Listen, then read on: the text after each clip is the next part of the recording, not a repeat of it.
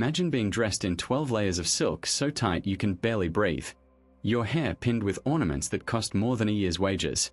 Every smile, every gesture choreographed to perfection. You are an oiran, the most celebrated courtesan in Edo's pleasure quarters. But one morning, you notice your body has changed. A secret that, if discovered, could cost you everything.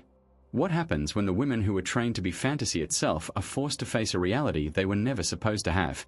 How do you hide a pregnancy when your every move is watched, your body owned by a brothel, your future measured in coins?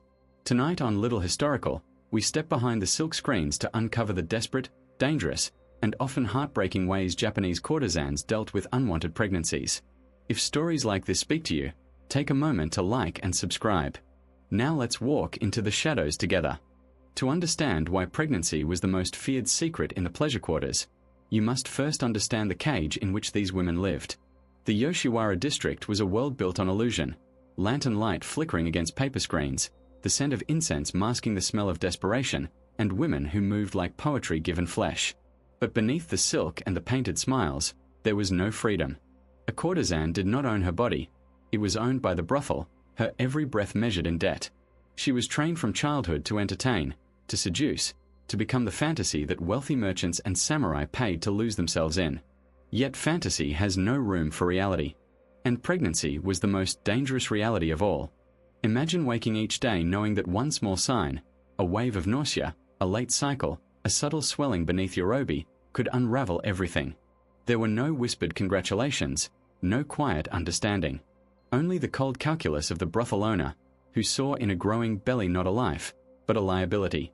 A pregnant courtesan could not work, could not flatter, could not perform the rituals of desire that kept the money flowing. She became a broken instrument, a costly inconvenience. And so the moment a woman suspected she carried a child, a silent clock began to tick. She could not tell her lover, the man who had visited her night after night, who had whispered promises he never intended to keep. He would vanish the moment reality intruded.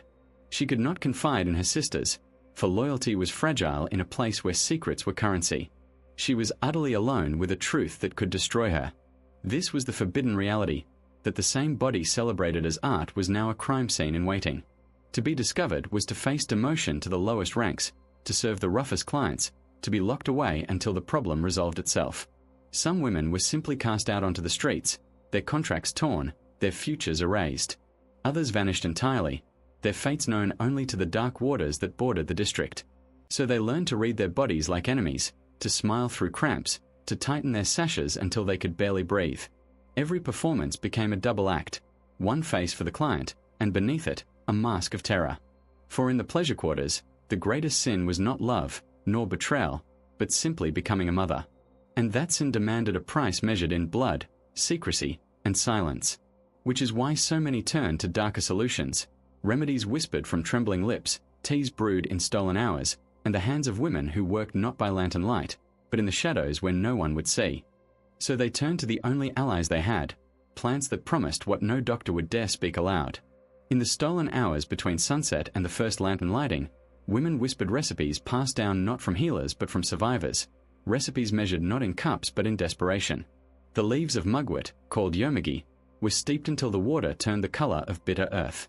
Safflower petals, prized for the crimson dye they gave to fine silks, were boiled into a tea that promised to purge what could not be kept. And licorice root, so sweet on the tongue when used sparingly, became a poison when taken in the quantities these women consumed, enough to make the womb clench, to force the body to expel its secret in a flood of blood and cramping. These were not gentle remedies. They were weapons turned inward. A courtesan would brew her tea in a chipped pot hidden beneath her sleeping mat, drinking it in the dark while her roommates breathed softly nearby. She would swallow the bitterness and wait, for the pain to begin, for the bleeding to start, for the hope that by morning her body would once again belong only to the brothel. But the line between cure and death was terrifyingly thin. Too little and nothing happened. Too much and she might never rise from her futon again. Some women convulsed, their fevers rising until delirium took them. Others hemorrhaged in silence, staining the floorboards that would be scrubbed clean before dawn. And still they drank, because the alternative was far worse. The recipes varied from district to district, each brothel holding its own whispered code. Add ginger if you want it to act faster. Don't use too much safflower or your skin will burn. 3 leaves for a small problem, 5 for a larger one, but never 7, because 7 was what the old women used when they no longer cared if you survived. It was a desperate science, part folklore, part gamble, practiced by women who had no other choices. And all of it had to be done while maintaining the illusion of grace. A courtesan could not afford to show weakness. She still had to forsake, still had to laugh at a client's dull jokes, still had to let him believe she was made of silk and nothing more. So she learned to smile through the cramps, to steady her trembling hands, to blame her pallor on the change of seasons. And when the tea failed, as it so often did, she was left with only darker options, ones that required leaving the brothel in the dead of night to find the women who operated not with herbs, but with crude instruments and whispered promises of silence. When the bitter tea failed and the bleeding would not come, a courtesan faced the most dangerous journey of her life. In the darkness, long after the lanterns of Yoshiwara had burned low, she would slip out through a service gate, her silk robes exchanged for plain cotton, her elaborate hair unpinned and hidden beneath a hood. She walked not toward the temple or the tea house, but toward the shadowed edges of the district, where the streets narrowed and respectable folk did not go.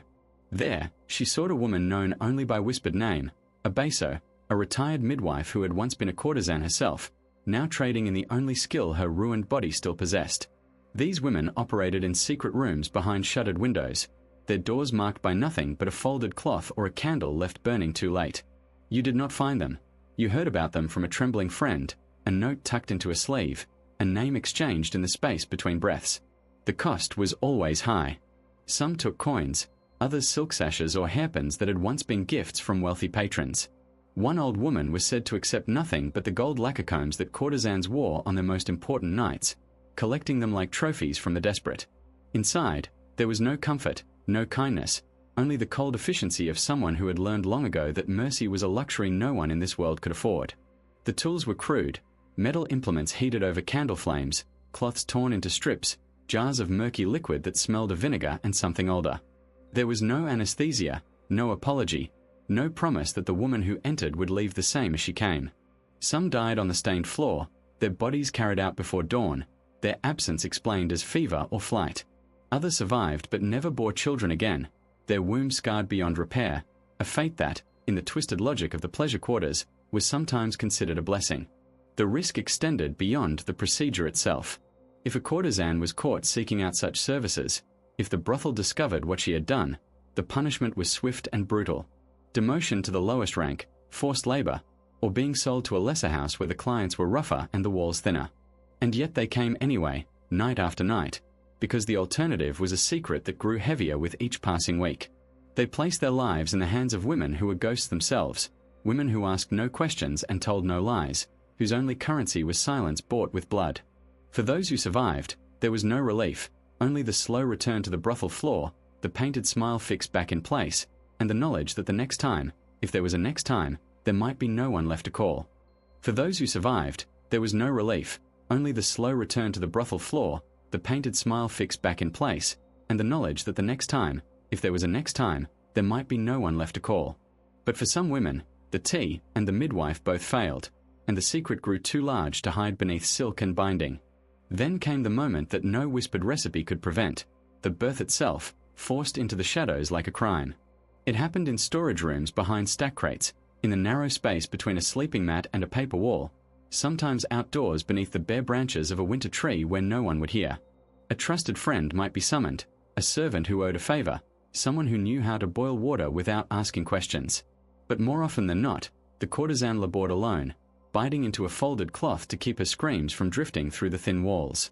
She had learned to endure pain in silence, and now that silence became the only midwife she could trust.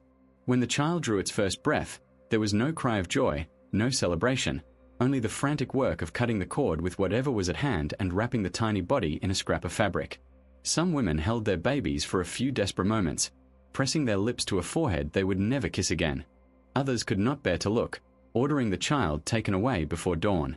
The infants who survived were often left at the edge of the district, on the steps of a small shrine, beneath the eaves of a temple, in a basket placed where someone might find them before the cold did. There were places built for this quiet tragedy, known to every woman in the pleasure quarters but never spoken of aloud. Statues of Jizo, the guardian of lost children, stood worn and weathered, their stone faces softened by moss and years of rain. Around their necks, Women tied tiny red bibs, offerings left not for the gods but for the souls of the children they could not keep. These children were called Mizuko, water children, souls who drifted between worlds, neither fully born nor fully passed on.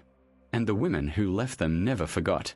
They returned when they could, in secret, placing small toys or folded paper prayers beside the statues, whispering names they had never been allowed to speak.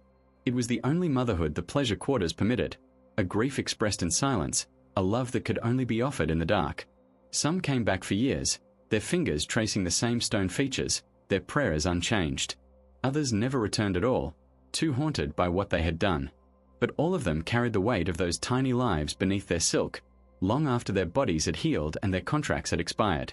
And in the quiet corners of Yoshiwara, when the lanterns flickered and the laughter of clients faded, you could still hear the echo of that weight, a secret carried not in the womb, but in the soul.